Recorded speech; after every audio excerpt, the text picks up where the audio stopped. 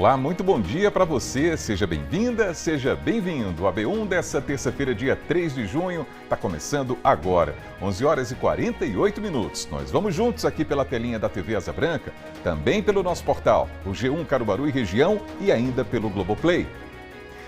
Então vamos ver como é que está o clima aqui em Caruaru nesse momento. A previsão do tempo está dizendo que o dia deve ser de muitas nuvens e à noite o tempo pode ficar um pouquinho mais aberto. A temperatura mínima prevista para hoje está na casa dos 20 graus e nesse instante os termômetros marcam 26 graus aqui na capital do Agreste. Fábio Gomes, Gessé Acioli e Joel Almeida estão com a gente nessa edição e aí a gente começa pelos destaques do G1 nessa terça-feira, porque tem denúncia de violência policial no São João de Caruaru. É isso mesmo, Fábio? Bom dia para você. É isso mesmo, Almir. Muito bom dia para você, para todo mundo que segue acompanhando a gente aqui no AB1. Essa história ela vem repercutindo nas redes sociais e a gente publicou essa matéria, Almir, porque o jovem de 28 anos, lá de Olinda, ele denunciou que foi agredido por policiais militares na madrugada do domingo, na véspera ali do primeiro fim de semana dos shows aqui no Pátio de Eventos Luiz Lua Gonzaga. Esse rapaz que denunciou foi o Danley Walter Xavier dos Santos, de 28 anos. Ele disse que veio de Olinda com um grupo de amigos para curtir o show de Ivete Sangalo aqui em Caruaru, quando em determinado momento ele se afastou desse grupo e foi ao banheiro, e foi nesse momento que ele foi abordado de forma violenta por agentes, policiais militares. Daqui a pouquinho eu volto trazendo todos os detalhes, Almir. Muito bem, Fábio. E o PROCON está realizando uma fiscalização de olho nos produtos e serviços oferecidos nesse São João aqui em Caruaru, hein? Tudo para garantir o direito do consumidor. Assunto para Gessé Acioli. Bom dia para você, Gessé. Oi, Almir, bom dia para você, bom dia para todo mundo que está nos assistindo. Pois é, com a chegada do São João a gente sabe que tem aquelas reclamações, sobre os abusos, nos valores de produtos, de serviços. A gente vai explicar tudo direitinho com a gerente-geral do PROCON daqui a pouquinho, explicar como é que está funcionando essa fiscalização para que possa ser garantido aí, o direito do consumidor de forma adequada, para que todo mundo possa usufruir dessa festa tão bonita, mas da forma correta, sem abusar, Almir? Isso, Gessé, sem prejuízos, não é? Muito bem. E por falar no consumidor, Joel vai trazer informações sobre a bandeira vermelha da conta de energia elétrica. Afinal, o que é que significa essa tarifa vermelha? Hein, Joel? Bom dia para você. Oi, Almir, bom dia para você, um ótimo dia para todo mundo que segue com a gente aqui no AB1. Na prática, a bandeira vermelha quer dizer que a conta de energia vai ficar mais cara, em média R$ 4,50 a cada 100 kW consumidos ali pela família, pela essa residência. E a gente vai explicar os efeitos práticos disso e como esse consumidor também pode economizar dentro de casa com boas práticas que podem fazer a economia ser muito forte nesse período. Daqui a pouco eu volto aqui com outras informações. Almir. Então estamos juntos com essa turma. Valeu, Joel, Gessé e Fábio. Até daqui a pouquinho. E hoje também tem o Minha Comunidade, com demanda resolvida, hein, pessoal? Enfim, foi entregue o Parque Janelas para o Rio aqui em Caruaru, uma cobrança antiga do AB1. E também tem demanda que ainda não foi resolvida. E a gente segue acompanhando. É o caso da APE 104, uma estrada que faz conexão com a BR 232 e também dá acesso ao Hospital Regional do Agreste.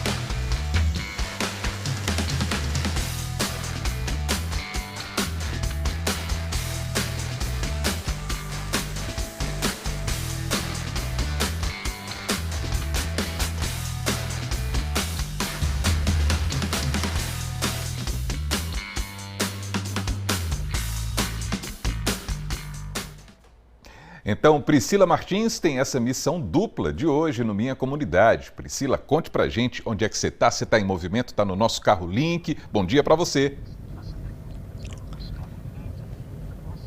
Oi, Elmi, bom dia para você, bom dia para todo mundo que está aí acompanhando o AB1. Isso mesmo, estou aqui dentro do carro, passando exatamente nessa APE, né, APE 104, na verdade, que é o acesso que liga umas duas BRs, né, a BR-104.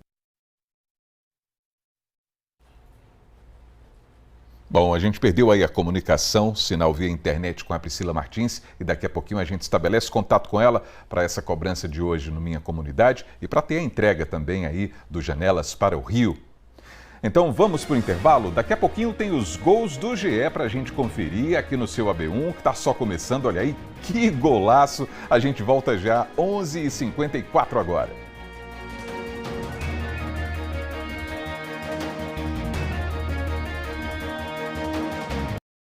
Pronto, o seu AB1 está de volta, 11 horas e 56 minutos. Aí a gente aproveita para dar uma olhada no movimento do trânsito nessa terça-feira aqui em Caruaru. Movimentação intensa no centro da cidade, nesse registro que a gente tem ao vivo aí na sua tela, lá da câmera que está instalada na esquina da rua Vigário Freire, nesse cruzamento com a Capitão João Velho. Carro para todo lado, moto também, gente esperando ali na faixa de pedestres, é o local correto para aguardar a oportunidade de passar. E é essa movimentação que a gente está vendo aí, ó, bem no centro aqui da terrinha. E agora vamos à primeira cobrança do Minha Comunidade de hoje. A gente vai retomar a demanda das obras da APE 104, um trabalho que ainda não foi concluído. Então Priscila Martins está ao vivo e vem acompanhando essa situação já há um bom tempo, hein, Priscila? Uma boa tarde para você. Oi, Elmi, boa tarde para você e para todo mundo. Exatamente, uma situação que vem sendo cobrada pela população há muito antes da gente começar a cobrar aqui na Minha Comunidade, né? E aí mostramos a situação, depois de algumas cobranças, recebemos então a informação de que de fato essa APE 104 seria requalificada, né? Haveria um trabalho de duplicação aqui muito importante para essa região. Também tivemos a informação de que teria um prazo de 1 ano para que essa obra fosse concluída e a gente está dentro desse prazo e acompanhando, claro, cobrando celeridade, não só isso, não só em relação ao tempo, mas também a qualidade do serviço que está sendo prestado aqui, porque as pessoas que passam por aqui precisam de segurança, precisam se sentir seguras utilizando uma via que de fato esteja compatível com a circulação dos veículos e também de pessoas, porque a gente percebe que tem muitas pessoas aqui que moram e trabalham ao redor. Nós preparamos uma reportagem relembrando então essa cobrança inicial ao governo do estado e também as respostas que já tivemos em relação a esse assunto. Você vai conferir agora. As imagens atuais já são diferentes do que mostramos no início de nossa cobrança. Vemos asfalto novo, áreas que aparentam estar em obras e até máquinas às margens da APE 104, que é a estrada que liga a BR-104 com a 232. Foi em abril do ano passado que mostramos as dificuldades da localidade. Durante o dia, menos mal. Pior é à noite, quando aumenta a dificuldade para dirigir. O pior dos problemas, a falta de sinalização. Da UPA, chega lá na entrada da BR-104, muito perigoso. Acidente, assalto, se atropelar alguém, não tem encostamento, não tem nada. A estrada, zero. Zero a estrada. O seu Ironildo, que tem uma oficina às margens da APE, estava preocupado, lembra? O acesso é muito ruim. Muita gente não transita para o centro de Caruaru por aqui por questão desse asfalto. Muito buraco, falta de sinalização. Temos essa deficiência grande. Eu tenho aqui uma borracharia. Por causa do acesso aqui que temos, dificulta um pouco para a gente. Na ocasião, lembramos de uma promessa antiga do governo do estado referente à duplicação da via, que foi renovada pela atual governadora do estado. Muito em breve, a gente vai licitar, pai, uma obra que você começou a fazer o projeto lá em 2014, que é a ligação da margem do Hospital Regional do Agreste, ligando a BR-104 à BR-232. Na primeira etapa, é uma obra de quase 20 milhões de reais. E a licitação, segundo o Diogo me disse ontem, nos próximos dias, até o dia 30 de março, ainda nesse mês, a licitação vai estar feita. Conseguimos questionar a governadora sobre a situação, quando ainda a obra não havia iniciado. Já foi assinado o contrato, dado o serviço, eu vou apertar a fiscalização para poder garantir as máquinas trabalhando aqui todos os dias. A gente quer entregar essa obra o mais rápido possível. A gente está trabalhando agora no projeto para fazer a duplicação também da ponte, para poder garantir melhor conexão e permitir que haja menos engarrafamento aqui, congestionamento. Mas não tenha dúvida nenhuma que o dinheiro está garantido e que o que falta agora é as obras acontecerem. Se a empresa não fizer a sua parte, a gente também vai fazer a nossa. E como a governadora disse que o dinheiro estava na conta e faltava a máquina trabalhar, quando estávamos ao vivo, vimos as máquinas fazendo a terraplanagem e conversamos com o presidente do DER, que falou sobre a situação. Priscila, essa obra nós entendemos também que é uma obra prioritária para a região, para quem mora aqui em Caruaru, e a governadora Raquel Lira tem priorizado realmente recursos e colocou essa obra na nossa carteira para a gente fazer ela o mais rápido possível, né? Nós já começamos os trabalhos aqui com a demarcação das seções. Hoje nós estamos fazendo aqui a limpeza do terreno, né? A equipe de topografia começa hoje à tarde a fazer a alocação das seções para poder identificar as áreas onde vai ser feito corte e aterro. As máquinas que vão fazer a terraplanagem já estão aqui no canteiro, aqui no começo do trecho, próximo à BR-104, e a expectativa nossa é que segunda-feira já comece a ter serviço de terraplanagem aqui na obra. A gente tem um cronograma aí de 360 dias, é um ano de obra, e a gente vai trabalhar para ver se consegue entregar essa obra antes. Você falou aí que está faltando placa justamente, inclusive vai ter sinalização, horizontal, vertical, sistema de drenagem, tudo que é feito para fazer uma duplicação e a rodovia ficar segura, trazer conforto e segurança para os usuários dessa área. A duplicação da APE-104 também foi comentada pelo presidente do DER. Essa pista existente vai ser completamente restaurada e, em paralelo, vai ser construída uma pista nova. Inclusive, essa terraplenagem que eu falei, ela já começa fazendo a pista nova. A ideia é, para você minimizar o impacto com o tráfego, a gente vai construir a nova pista e vai desviando o tráfego para a pista existente, para poder manter o fluxo de veículos e fazer a obra com o menor impacto possível. E o prazo geral foi de 360 dias, ou um ano, para tudo estar pronto. Ou seja, agosto deste ano. Eu vou convidar o meu amigo Ayrton Alves aqui agora, que vai chegar com o nosso calendário, porque, Ayrton, eu vou pedir para você marcar, por gentileza, o nosso retorno. Não vamos voltar em agosto apenas, vamos voltar um pouquinho antes, em junho. Dia 3, marca aí, por gentileza, dia 3 de junho de 2025 é o dia da nossa volta para a gente continuar acompanhando. E aí a gente acha que em junho já vai ter muita diferença por aqui. Pelas imagens atuais, a gente percebe que há mesmo um trabalho sendo feito, que já tem mudado a realidade do local. Vamos aguardar até agosto, sem esquecer de que, se preciso, voltaremos a perguntar até quando, minha comunidade. Com certeza, nós já percebemos então modificações importantes, né? A terraplanagem, a gente já percebe que já tem uma área com asfalto, então já tem algumas modificações. Na verdade, falta bem pouquinho de tempo para poder se cumprir esse prazo de 360 dias, né? A gente está em junho, a gente sabe que junho passa bem rápido, depois vem o mês de julho, né, com 31 dias, e o mês de agosto, que é o prazo final dado aí pelo DER. E a gente está acompanhando, vendo inclusive que, apesar de ter modificações aqui na APE 104, né, a gente percebe que ainda tem muito a se fazer. Nesse momento, a gente já circulou por aqui, subiu, desceu, até porque a nossa comunicação que é feita com o nosso telespectador hoje aqui é por meio da internet. Então, algumas áreas aqui elas não favorecem essa conexão. Mas nós já subimos e descemos para poder realizar testes com a internet e aproveitamos também para ver a situação.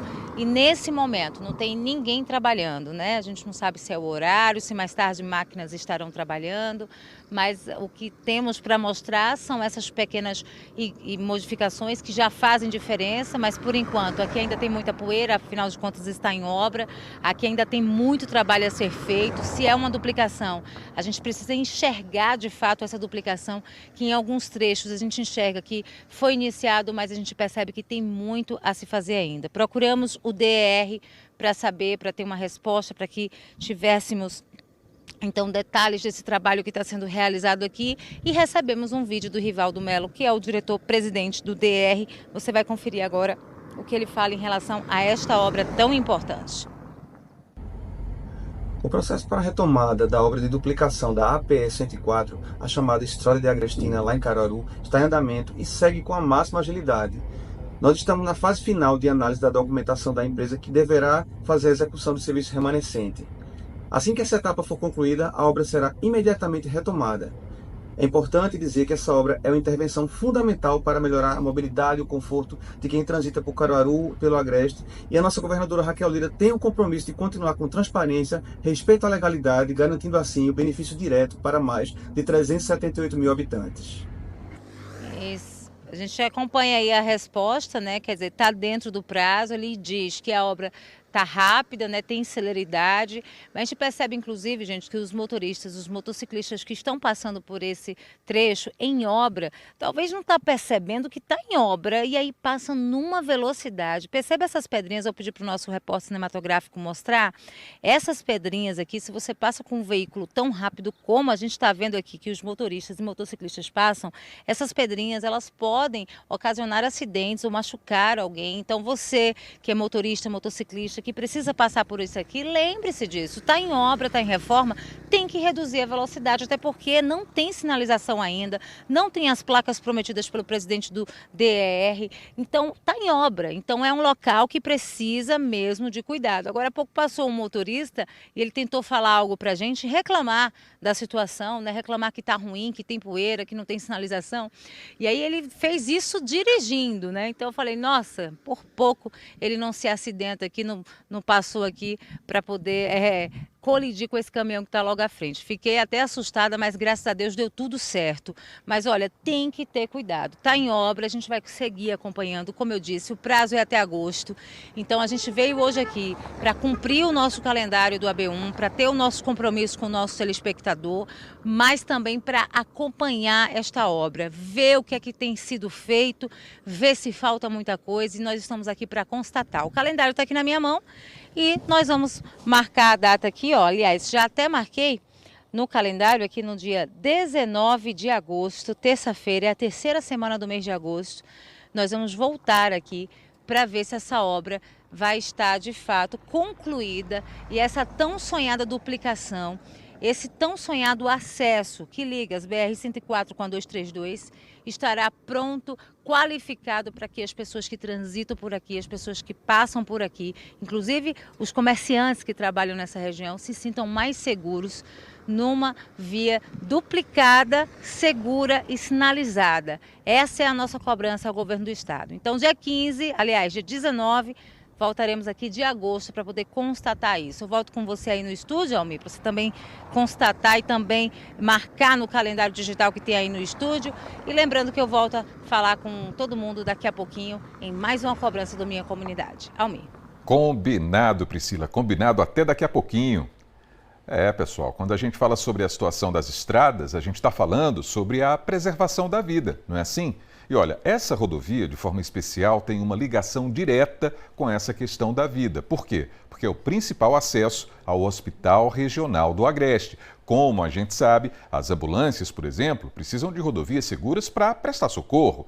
E a APS 104 é fundamental nessa missão. Então, vamos reforçar o nosso próximo compromisso aqui no Minha Comunidade. No dia 19 de agosto, está aqui na nossa tela também o nosso calendário digital. A gente vai retomar esse assunto aqui no seu AB1. E daqui a pouquinho tem a outra emissão de hoje do Minha Comunidade. A gente vai voltar a falar sobre o Parque Ambiental Janelas para o Rio. Finalmente, o equipamento foi entregue à população, aí as imagens, e os detalhes dessa entrega você acompanha ainda nessa edição.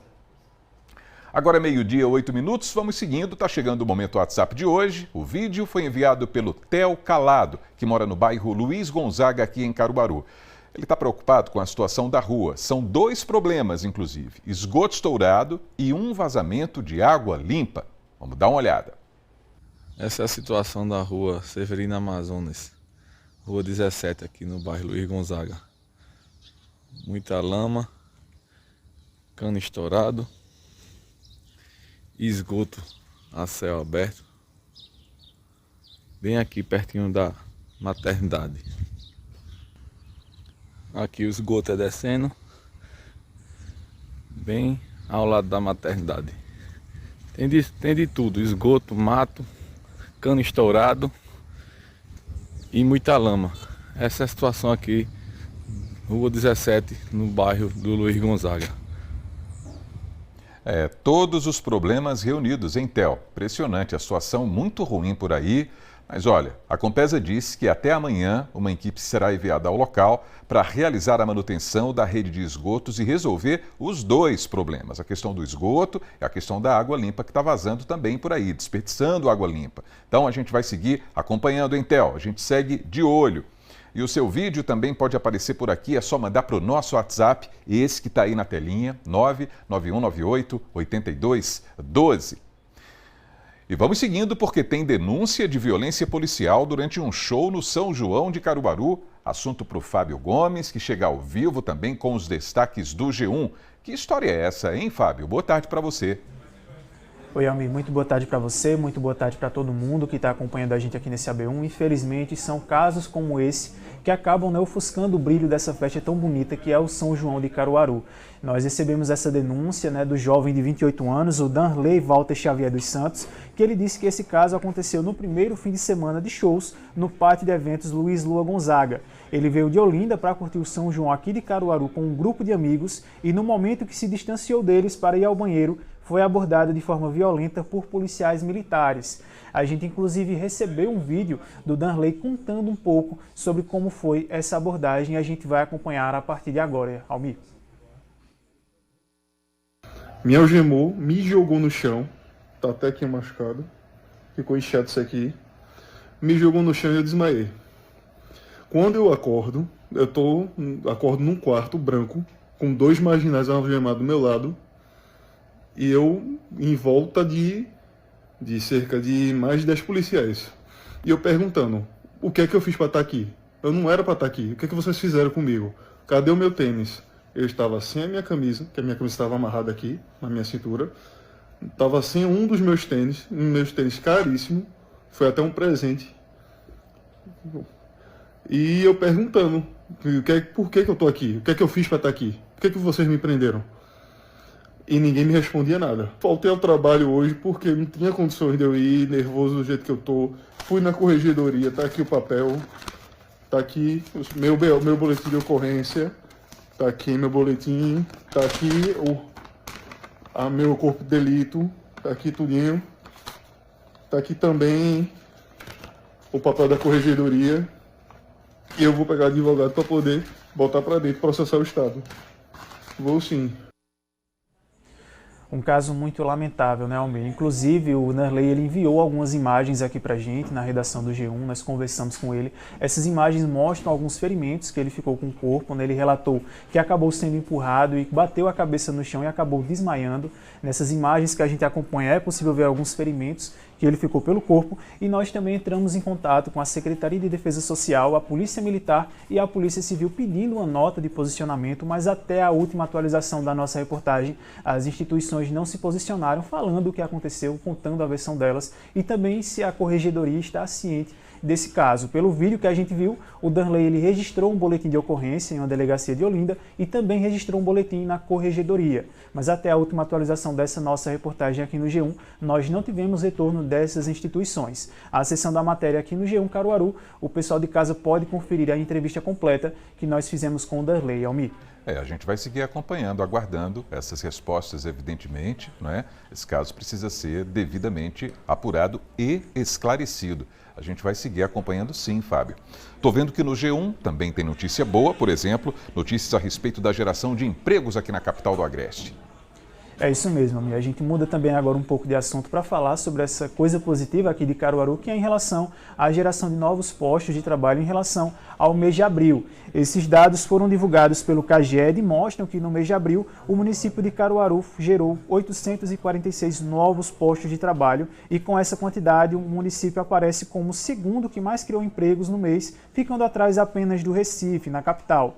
Ao G1, o CAGED disse que esses números referentes ao mês de abril representam um recorde para o 4º mês do ano em toda a série histórica. O setor de comércio foi o que mais se destacou, com a criação de 261 novos postos de trabalho e também os serviços da indústria, com 253 postos. Nos 4 primeiros meses do ano, o município também registrou um saldo de 1.534 novos postos de trabalho, e o que representa um aumento de quase 17% em relação ao mesmo período do ano anterior. Para conferir todos os detalhes, é só acessar o G1 Caruaru e região. Almir. Muito bem, Fábio. Muito bem. Muito obrigado pelas primeiras informações de hoje e até daqui a pouquinho. Até já, Almir. Até já.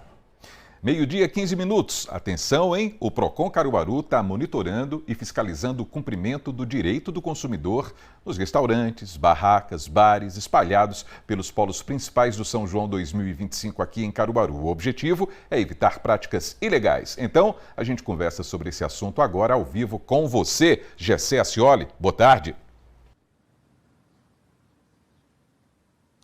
Oi, Almi, boa tarde para você, boa tarde para quem nos assiste. Pois é, esse é um período que a cidade recebe muita gente, né? Esse é um período em que as pessoas consomem mais, vão mais aos bares, restaurantes, né? Buscam por serviços, e a gente sabe que é necessário ficar atento para não estar sendo prejudicado, né? Financeiramente, inclusive. A gente vai conversar agora com a gerente-geral do Procon Caruaru, Cíntia Nunes. Cíntia, o Procon, nesse momento, realiza uma força-tarefa ainda maior do que as atividades que já são realizadas de fiscalização, principalmente nesse período do ano, é que o São João é o período que mais se recebe gente na cidade de Caruaru, né? Boa tarde. Boa tarde. Pois é, diante de uma festa tão grandiosa, né? O Procon Caruaru já há alguns anos, e não diferente esse ano, a gente faz sempre um trabalho prévio junto à prefeitura, junto aos comerciantes, para que possa trazer essa orientação prévia para os comerciantes para adotar as práticas que deverão ser adotadas nesse período. Então, durante a festividade, durante todo o São João, no pátio de eventos no Alto do Moura, o Procon disponibiliza da fiscalização. A gente temos nosso ponto lá na sede, né, no COI, para que o consumidor que esteja ali na festa, que esteja no Alto do Moura, tanto esteja com a fiscalização que fica circulando, como também possa fazer sua denúncia para eventuais denúncias, né, de práticas abusivas, de preços abusivos, cobranças indevidas. Então há essa força-tarefa do Procon junto com a fiscalização, com o Ministério Público e demais órgãos da Prefeitura. A gente sabe que, por exemplo, as festas acontecem mais concentradas ali nos finais de semana, e aí, por exemplo, eu comprei alguma coisa, achei que estava exagerado, como é que eu faço? Durante a semana pode haver também essas denúncias na própria sede do Procon? Sim, independente do prazo, né? O Código de Defesa do Consumidor, ele estabelece o prazo de 90 dias para reclamar de eventuais problemas em produtos e serviços. Então, o consumidor que ali, muitas vezes, ele sofreu uma prática abusiva, ele teve alguma cobrança abusiva, por exemplo, a taxa dos 10% do garçom, que não é obrigatória, e o fornecedor deve informar isso para o consumidor, mas o consumidor ali identificou que foi essa cobrança foi colocada de forma sem nenhuma informação prévia, sem que o consumidor pudesse optar, né, nessa questão, né, pudesse ter como essa opção. Então, o consumidor é importante, inclusive, pegar, né, aquela comanda, pegar aquele histórico do consumo, nesse evento que a gente falando especificamente de São João, para que depois, posteriormente, ele possa verificar e, caso identifique qualquer abusividade, qualquer irregularidade naquela cobrança, naquele serviço, ele pode procurar o Procon na nossa sede, que aí, independente do prazo, estando dentro do prazo, obviamente, do que a lei dispõe, o Código de Defesa do Consumidor dispõe, o consumidor pode reclamar, seja por meio da nossa equipe, que está no pátio de eventos, no Alto do Moura, como também na nossa sede. Ok, Cíntia, obrigado pelas orientações aqui importantes, né? A gente sabe da importância dessa fiscalização por parte, né, do Procon Caruaru, e eu volto contigo, Almi, dizendo sempre, ficar atento para não sair prejudicado e curtir a festa sempre na segurança de todas as formas, né, Almi? Exatamente, Gessé, exatamente. Inclusive em relação à nossa segurança financeira, essas garantias do Procon em relação ao nosso direito, o direito do consumidor. Muito obrigado, viu, Gessé? E por falar no consumidor, olha só, a conta de luz vai ficar mais cara nesse mês de junho, hein? É o que aponta a bandeira tarifária de energia elétrica. A gente vai entender melhor esse assunto com Joel Almeida, que está ao vivo com a gente também. É mais aperto para o nosso bolso, não é isso, Joel? Boa tarde para você. Oi, Almir. Infelizmente é sim mais aperto para o nosso bolso, para o bolso do consumidor em geral, que vai pagar mais caro agora em junho na conta de energia. Boa tarde para você, boa tarde para todo mundo que segue aqui conosco, aqui no AB1. Para conversar sobre esse assunto, a gente convidou o gerente operacional da Neo Energia Pernambuco, Luiz Paulo, que está aqui conosco. Luiz, seja bem-vindo ao AB1. Primeiro, eu queria te perguntar, o que danado é isso? Tarifa vermelha. Boa tarde. Boa tarde a todos e a todas. Bom, a Agência Nacional de Energia Elétrica, ANEEL, tomou a decisão baseada na redução das geradoras de energia elétrica, né? Ou seja, houve uma diminuição da incidência de chuvas onde existem essas geradoras. Com isso, vai ter que acionar as termoelétricas. As termoelétricas, elas geram energia com um custo maior, geram energia mais cara. Com isso, vai ter a incidência de R$ 4,46 a cada 100 kWh consumido pelo cliente, ou seja, aproximadamente a cada R$ 100 o valor adicional de R$ 4,46. Ou seja, se a pessoa pagar ali R$ 200 por mês, pode contar aí mais R$ 8,00, em média R$ 9,00 nessa conta de energia. Para quem gastar mais, esse valor vai subindo, não é isso? Perfeitamente, né? R$100, como a gente colocou, R$ 4,46 a mais, R$200, aproximadamente aí R$ 8 a R$ 9,00 a mais na conta de energia elétrica. A gente sabe que agora no inverno a gente costuma gastar mais energia dentro de casa. Como faz para diminuir esse gasto? Quais são as dicas que a Neoenergia dá? Bom, tem umas dicas fundamentais. Vamos primeiro para a máquina de lavar.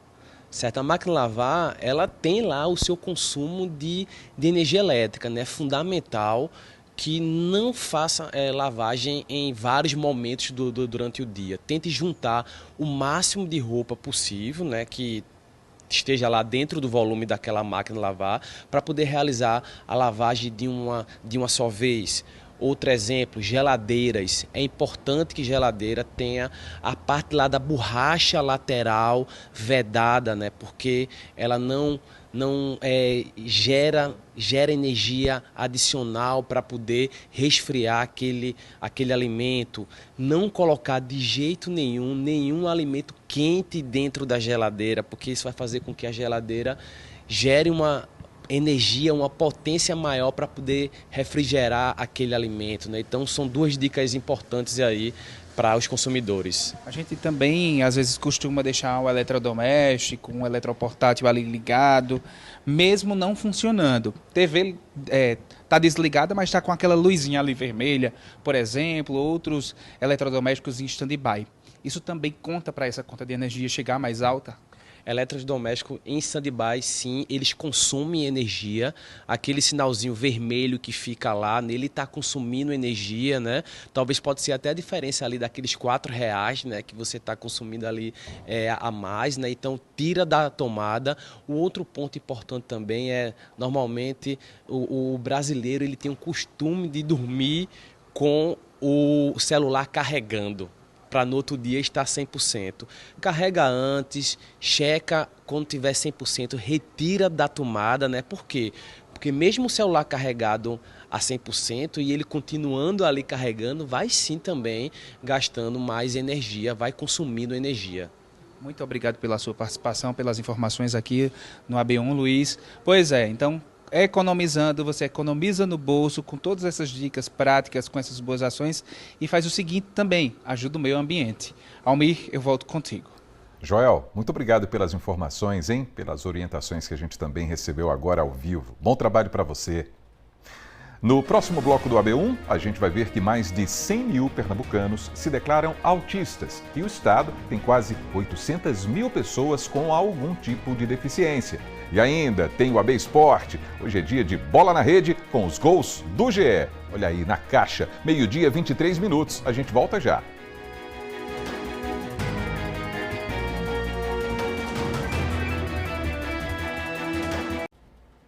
AB1 de volta para você, 12h25 e a gente vai dar mais uma olhadinha no trânsito aqui em Caruaru. Mais um cruzamento para a gente ver, dessa vez no bairro Maurício de Nassau. Essa câmera está ali na Avenida Agamenon Magalhães. Esses veículos estão chegando na Avenida Manuel de Freitas. Tem esse cruzamento com a Oswaldo Cruz e a gente vê muitos veículos nesse sentido aí, ó, rumo ao centro da cidade. E alguns veículos lá do outro lado, no sentido contrário, chegando na Avenida Agamenon Magalhães. E agora a gente fala sobre o Festival de Inverno de Garanhuns, hein? É que a programação completa de todos os polos está sendo divulgada. Quem está chegando ao vivo com a gente é Leonardo Costa, direto de Garanhuns. Oi, Leonardo. Boa tarde para você. Uma informação que vale a pena a gente trazer. J. Borges, falecido do ano passado. Boa tarde para você, boa tarde para todo mundo que está acompanhando a gente aqui no AB1 de hoje. A programação começou a ser divulgada agora há pouco, às 12 horas da tarde, meio-dia. Espaço aqui no Sesc lotado, a gente conheceu alguns nomes, na verdade todos os nomes que vão se apresentar também no Festival Gospel, que é de 4 a 12 de julho, antecedendo aí o FIG, que são 35 anos de muita programação, e a gente acabou de conhecer também um dos homenageados do FIG 2025, que vai ser o J. Borges. Eu vou adiantar aqui alguns nomes que eu consegui pegar do Festival Gospel, porque a gente sabe que tem muita gente acompanhando, né? Tem Sérgio Lopes, Liz Avanici, Marcos Freire, a gente lembra que esse festival aí tem sido abraçado e é o multicultural, abraça aí também as religiões e também todo tipo de arte. Daqui a pouco eu volto com mais detalhes, porque o prefeito, a secretária de Cultura estão no palco agora apresentando toda essa programação para a gente. Almir. Muito bem, Leonardo, a gente vai seguir acompanhando muita expectativa a cada edição do FIG, esse festival tão importante em Garanhuns, mas que é importante para o Brasil. Muito obrigado, viu, Leonardo? Até daqui a pouquinho. Então vamos voltar à redação? Tem outros destaques do G1 chegando. Fábio Gomes tem oportunidade de qualificação gratuita aqui no interior, é? Tem sim, Almir. Essas oportunidades são voltadas para os empreendedores que querem se qualificar ainda mais e também para as pessoas que querem começar a empreender. Isso porque o programa Decola Negócios do Instituto Bate Brasil está ofertando atualmente 70 vagas para o interior de Pernambuco. Essas vagas elas são destinadas para os municípios de São Bento do Una, aqui no Agreste, e também Carnaíba, no sertão do estado. A iniciativa é voltada para os pequenos empreendedores, né? O pessoal tem até o começo agora do mês de junho para realizar as inscrições. A capacitação aborda alguns temas como, por exemplo, o desenvolvimento do produto, projeção de vendas, pesquisa de mercado, levantamento de custos, divulgação do negócio e também alguns conceitos financeiros, temas que são muito importantes para quem quer seguir no ramo do empreendedorismo. Acessando a nossa matéria aqui no G1, o pessoal de casa interessado pode conferir as datas, os locais e também o link que leva direto para o formulário de inscrição. Almir. Muito bem, Fábio. No G1 também tem informações sobre o PIS/PASEP. Exatamente, Almir. A gente também traz essas informações em relação ao PIS/PASEP 2025, né? Porque o abono salarial do PIS/PASEP 2025, que é referente ao ano base 2023, terá um novo pagamento já agora, no dia 16 de junho, na segunda-feira. Desta vez, o benefício será destinado aos trabalhadores que nasceram nos meses de julho e também de agosto. Esse abono salarial, a gente sempre relembra que é um benefício no valor de até um salário mínimo, concedido anualmente a trabalhadores de iniciativa privada, no caso do PIS, e a servidores públicos, no caso do PASEP, que atendem a alguns requisitos do programa. No geral, tem direito ao abono pessoas que trabalharam durante pelo menos 30 dias no ano base e receberam até 2 salários mínimos por mês. O calendário completo de pagamento pode ser conferido acessando o G1, Almir.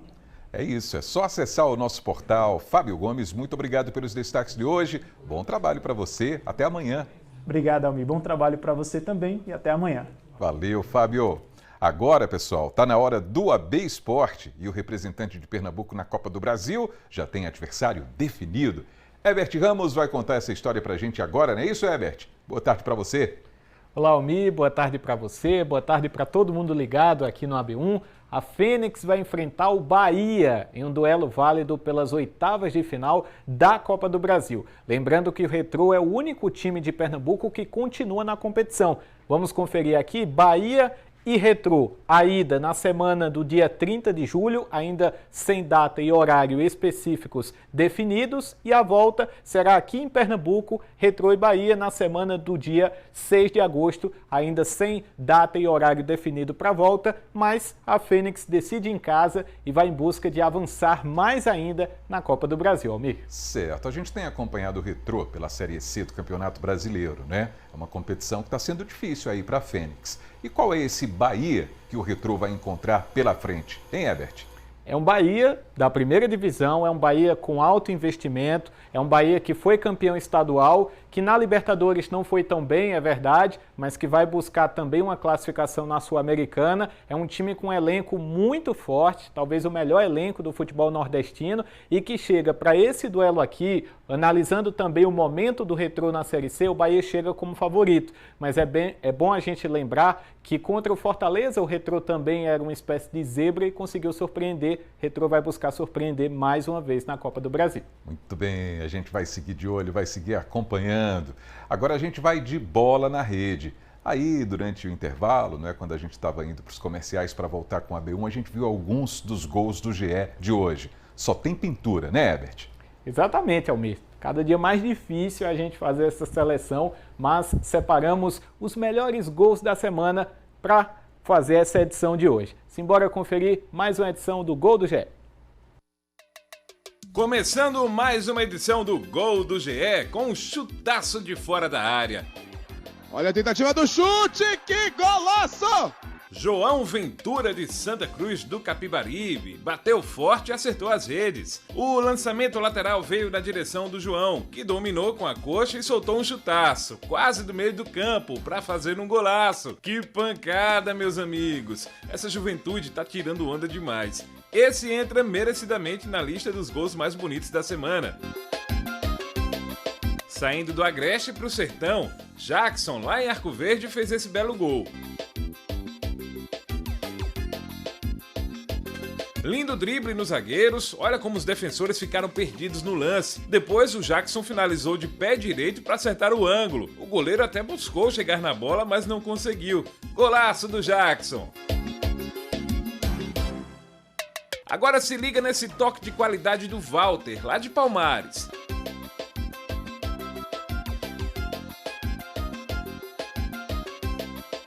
Lançamento da defesa para que a bola chegasse até o Walter. O nosso atacante teve muita calma e frieza no momento decisivo. Tocou por cima do goleiro e viu a bola caindo de mansinho dentro do gol. É muita qualidade. Bem demais, Walter! Os grandes atacantes precisam ser oportunistas. E quem foi muito oportunista foi o Heitor de Bezerros. Se liga só.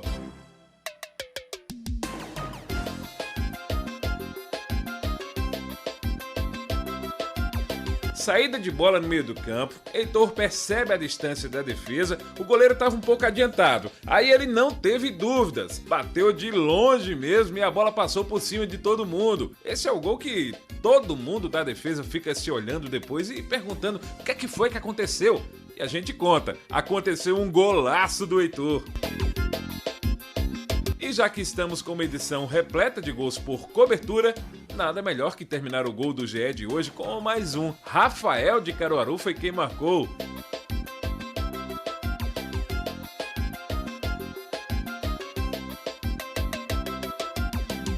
Jogada que começa com o goleiro lá na quadra de defesa, o lançamento vem e o Rafael fica na frente do goleiro. Nessa hora ele teve a tranquilidade de dar um toquinho por cima e sair para comemorar. Golaço do Rafael! E com essa pintura a gente chega ao fim de mais um Gol do GE. Valeu, galera! Até a próxima!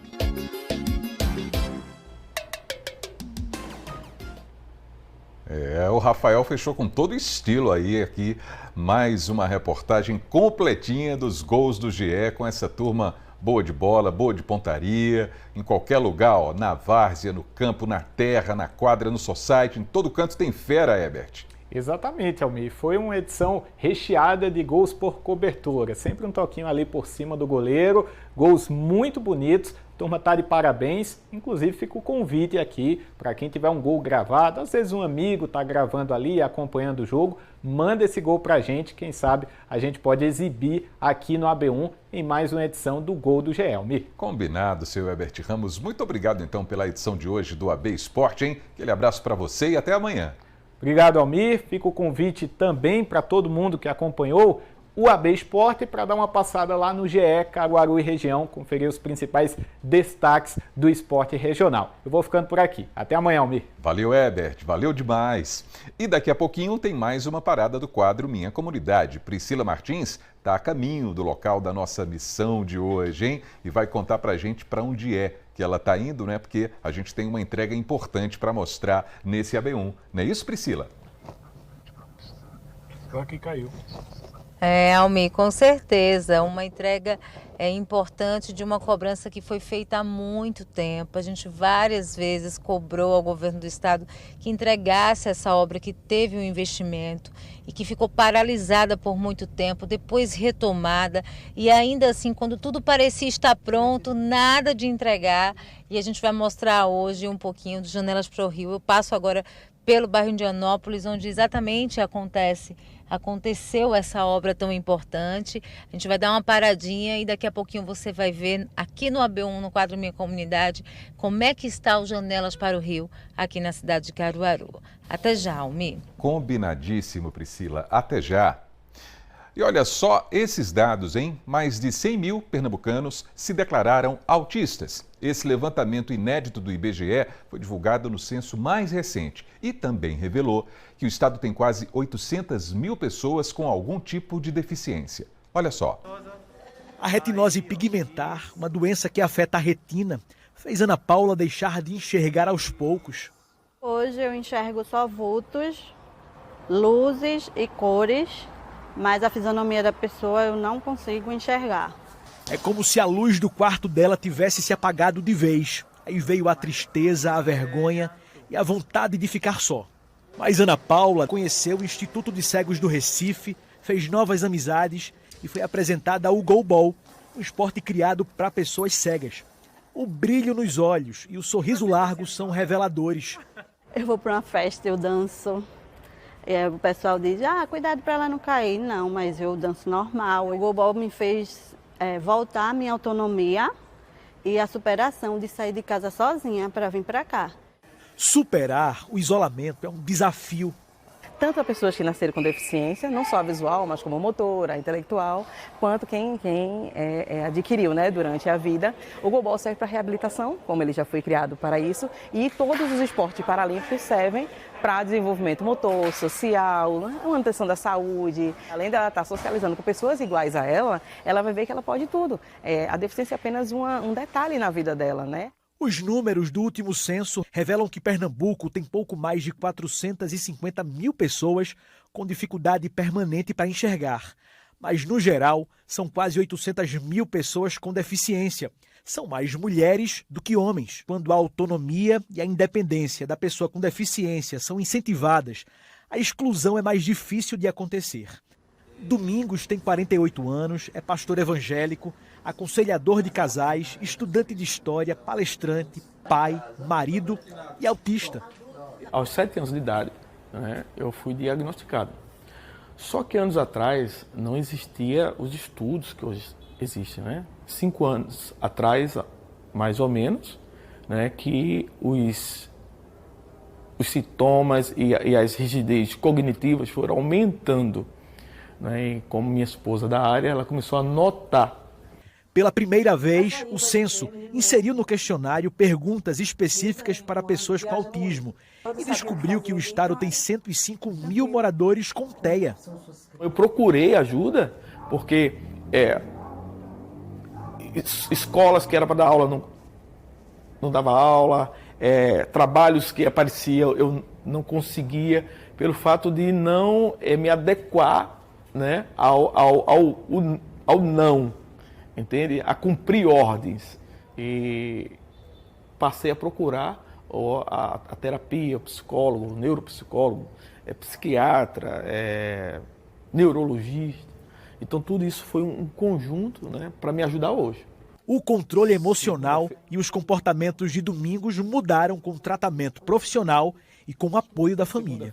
A inclusão hoje, os direitos de igualdade estão muito pertinentes por parte daquelas pessoas que de fato têm um laudo e sentem a necessidade de não ter aquele laudo como diagnóstico final, mas sim como ponto de partida para que ele possa dali viver a sua vida no contexto diário, assim como pessoas neurotípicas, A condição hoje não me define, sou feliz.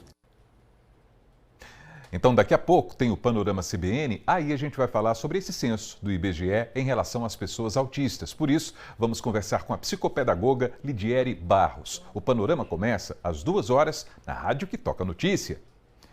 E a seguir no AB1 tem mais Minha Comunidade, hein? Vamos mostrar a entrega do Parque Janelas para o Rio. Uma cobrança antiga aqui do AB1, dos nossos telejornais, hein? 12h, 41 minutos. A gente volta já.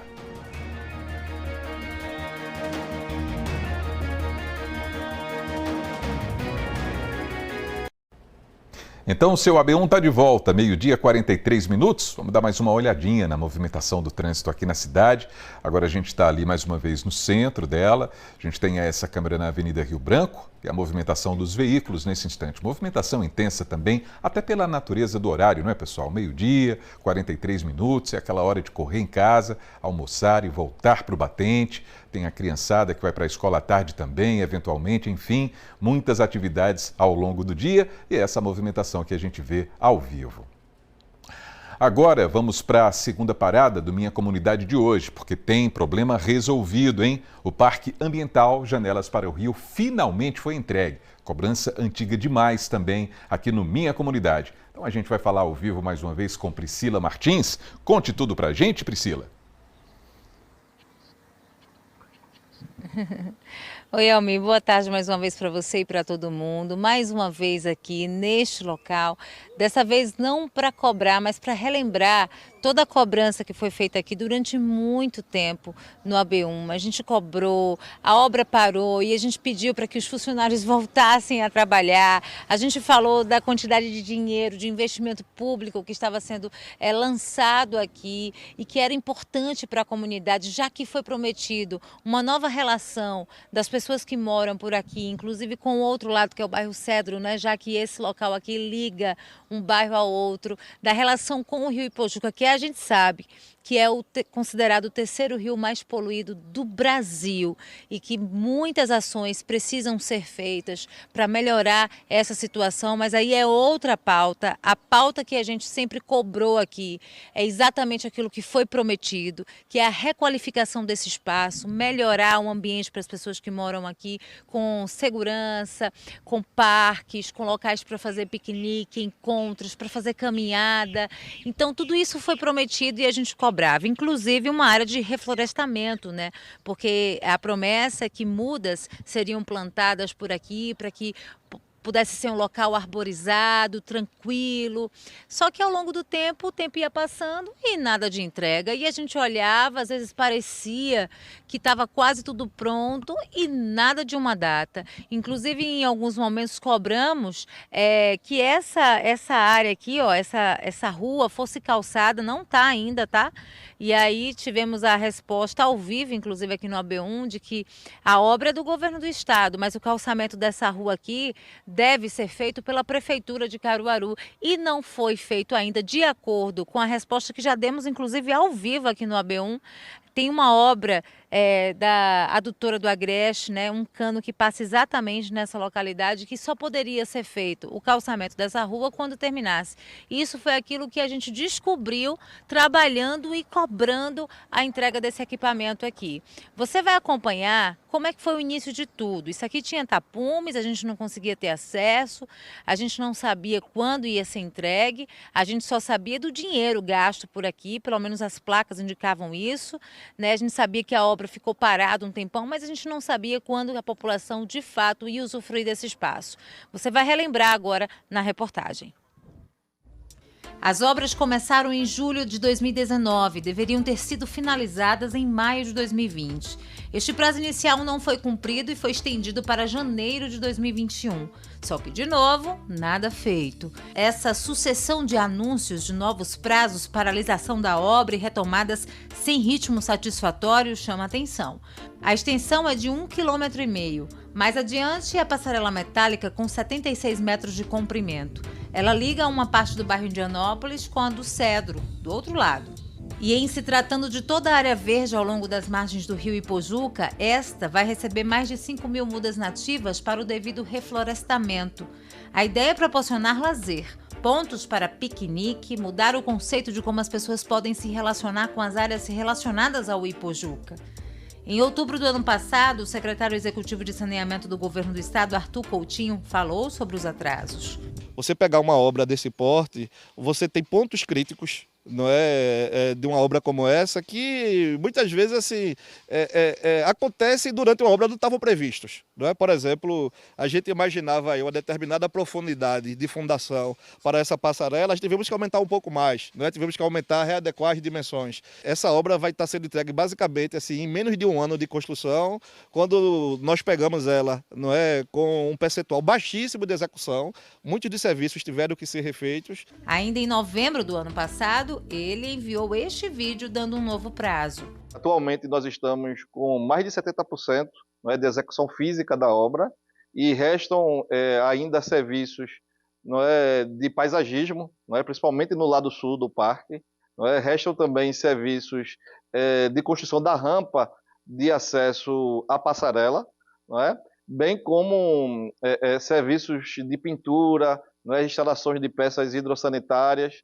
Atualmente, né, a gente trabalha com a previsão de conclusão e de entrega para o dia 28 de janeiro de 2025. Depois disso, ficou de ser entregue em março. Aí, no mês passado, ao vivo, o secretário participou conosco e fez mais uma promessa. Aí a gente imagina que uma obra que já está atrasada, existe uma ansiedade também do poder público, né, em entregá-la. Então, qual é a dificuldade de alinhar com a prefeitura a data de entrega? Vai esperar, por exemplo, o São João passar? Não, eu acredito que a provável data de inauguração deve acontecer no mês de maio, antes do aniversário da cidade. Então, é isso, na verdade, que a gente vem articulando. E, lógico, assim, como houve toda essa espera, não é assim, a gente está falando de uma obra que ela vem lá do programa Janelas para o Rio, que foi construída há 10, 12 anos atrás, e esse é o último parque, não é remanescente, é desse programa. Então, assim, deve ter no dia da inauguração, né, uma programação cultural, uma festa, uma grande festa, e são esses detalhes que nós estamos nesse momento assim articulando, mas com compromisso também de agilizar a definição dessa data, mais provavelmente início de maio.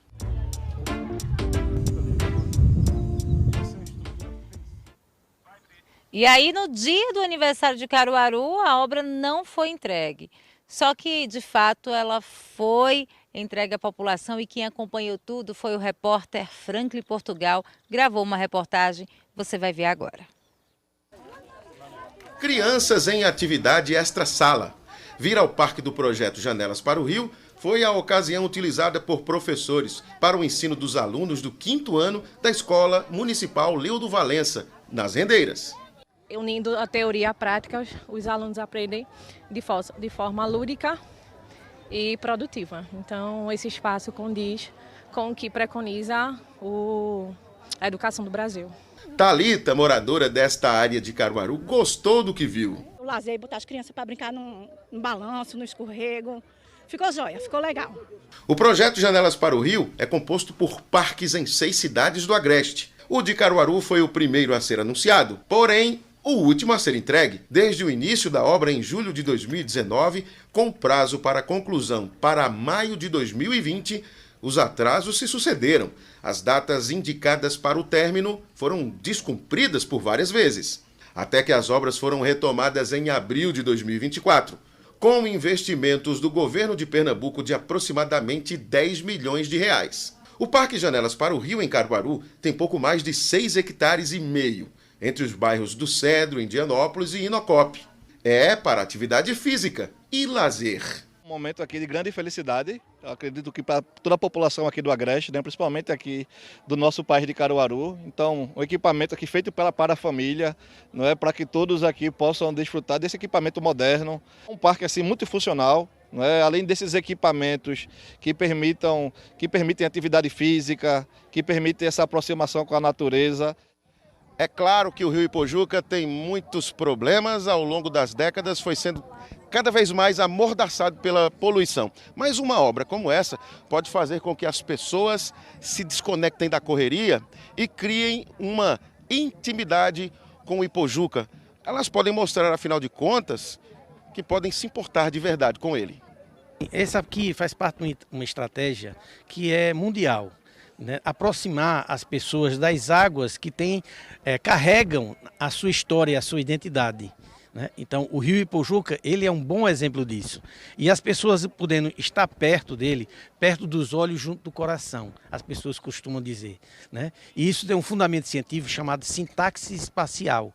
De quanto mais as pessoas se relacionam com aquele fator, aquele elemento da natureza, mais causa uma empatia, proporciona uma identificação com as pessoas e assim pode mobilizar, sensibilizá-las para o cuidado. O projeto foi elaborado pela APAC, a Agência Pernambucana de Águas e Clima.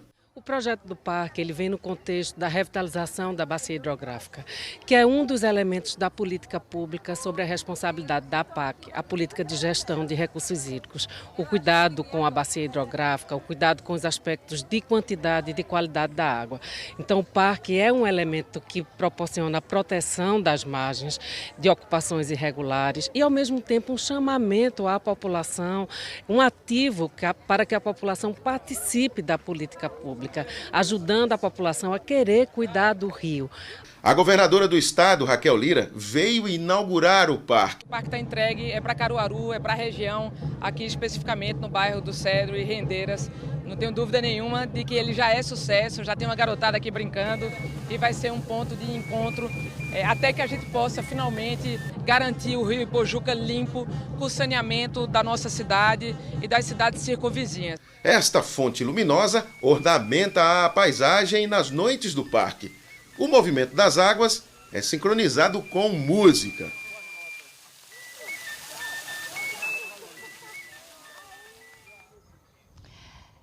Gente, foi entregue finalmente. A governadora falou algo muito importante aí, você viu na reportagem, sobre o Rio Ipojuca, né? Que há um desejo que ele seja limpo, com saneamento. E aí você viu na reportagem também uma missão para os moradores e uma responsabilidade para quem vai usufruir desse espaço, que é ter uma relação diferente com o rio, pensando nele, cuidando dele, evitando de jogar lixo, evitando, né, de usufruir mal desse ambiente, né? Então, já que esse local foi entregue para a população, que a população também cuide desse local. Mas quando eu digo do que a governadora disse que é importante, é porque a gente precisa lembrar, eu não posso deixar passar em branco, que é exatamente o órgão do governo do estado responsável pelo saneamento e que muitas vezes joga os dejetos no rio, que a gente está falando de esgoto, que é um problema público, de saúde pública, que precisa ser resolvido pelo município, pelo estado, pelo Brasil, né? Nós precisamos pensar sobre isso. Então, eu só quero lembrar que apesar de ter sido entregue, que apesar de ter ficado lindo esse equipamento, né, de fato com uma janela, de fato com um local para você olhar, apreciar, brincar, mas também essa responsabilidade não é só da população e não pode ser só da população, é também do poder público de pensar em estratégias, em soluções, juntamente com os ambientalistas, né, para que o Rio Ipojuca, que eu disse lá no início, né, que a gente tenha a informação de que ele é o terceiro rio mais poluído do Brasil, para que esse rio seja revitalizado, né, e as pessoas consigam não só usufruir de equipamentos como esse, que trazem mesmo espaços de lazer e garantias de mais qualidade de vida, mas também ter a consciência de que esse local aqui pode ser revitalizado e vai trazer ainda mais qualidade de vida. Então é importante dizer isso, a nossa cobrança aqui no AB1, nós estamos com um sentimento de dever cumprido, todos nós jornalistas, não só, né, nós repórteres que aparecemos aí na frente da câmera e que cobramos, em que enfrentamos desafios sempre de estar cobrando, de colocando a nossa cara aí na telinha, cobrando incessivamente, né, e falando mesmo bem forte com o poder público também de que precisa ser entregue, cadê o dinheiro, até quando, mas também toda a equipe de jornalismo que torce para que esse trabalho seja bem feito e que a entrega e que o objetivo do Minha Comunidade desse quadro seja de fato alcançado, que é isso, é a finalização, a entrega para a população. Estamos felizes porque foi entregue e agora vamos usufruir também desse espaço. Almir, eu volto com você no estúdio. Priscila, muito obrigado pelas informações em mais um Minha Comunidade, hein? Valeu, um bom trabalho para você. E tá aí, pessoal, missão cumprida aqui no Minha Comunidade e essa é a melhor parte de todas as cobranças, né não? É bom ver uma demanda dessa resolvida. Daí a importância da comunidade, do morador, da moradora, de todo mundo denunciar quando existem falhas no poder público. Como o próprio nome diz, se o poder é público, esse poder é nosso. Uma prefeitura, um governo de estado, uma presidência da República tem por obrigação atender às necessidades da população. Então, cabe à população e ao jornalismo cobrar as demandas para que tudo funcione bem, para que tudo funcione para o bem-estar do povo. Agora é meio-dia, 58 minutos. Bora de Festival de Inverno de Garanhuns, que a Prefeitura divulgou agora há pouco a programação completa do FIG. Leonardo Costa está voltando ao vivo com a gente. Muitas atrações por aí. Conta tudo, Leonardo. João Neto, na nossa cidade. Com certeza, expectativa super atendida, viu? São mais de 20 polos espalhados aqui pela cidade, 35 anos de história. E agora o prefeito vai detalhar um pouquinho pra gente. Prefeito Sivaldo Alvino, seja bem-vindo aqui ao AB1. Conta pra gente. Divulgou um pouquinho do Festival Gospel e toda a programação do FIG, né? 2025. Conta aí pra gente. Boa tarde a todos e a todas. Prazer estar falando com vocês num momento aqui importantíssimo, onde a gente pôde agora estar na sequência aqui do anúncio de toda a programação do Festival de Inverno de Garanhuns. Esse que é o maior evento multicultural da América Latina, que completa esse ano 35 anos com 33 edições. E a gente está tendo a oportunidade aqui de anunciar todos os polos com quase 40 dias de antecedência. Bem verdade que a gente já tem anunciado com 120 dias de antecedência a grade do polo principal, do polo Mestre Miguinhos, né, das grandes atrações do cenário nacional. E aí, como você bem colocou, a gente teremos mais de 20 polos distribuídos na cidade, com grandes espetáculos, desde o circo, do teatro, da música gospel também, que teremos lá no palco gospel do Colégio 15, mais uma vez que a gente está inserindo dentro do Festival de Inverno. E a gente não tem dúvidas que tudo que a gente anunciou com bastante antecedência, anunciando no dia de hoje, é uma grade que vai agradar a toda a população de Garanhuns, mas em especial ao turismo, que já vem reservando toda a rede hoteleira e que a gente vai poder movimentar bastante a nossa economia, com expectativa de a gente receber aqui mais de 1.700.000 pessoas durante esses 18 dias de festival, que também tem algumas novidades, tá?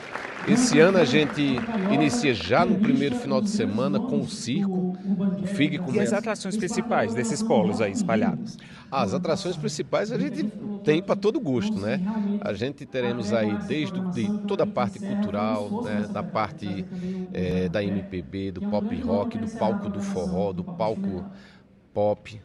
A gente vai poder incrementar lá no Parque Piso Dourado, lá no centro da cidade, e a gente vai poder trazer todo esse incremento, né? E como eu falei, na novidade já no primeiro final de semana, a gente tendo o circo para segurar a garotada, e no último final de semana, que geralmente encerrava grande parte no sábado, a gente vai ter inclusive o teatro com grandes nomes, encerrando também no domingo dia 27.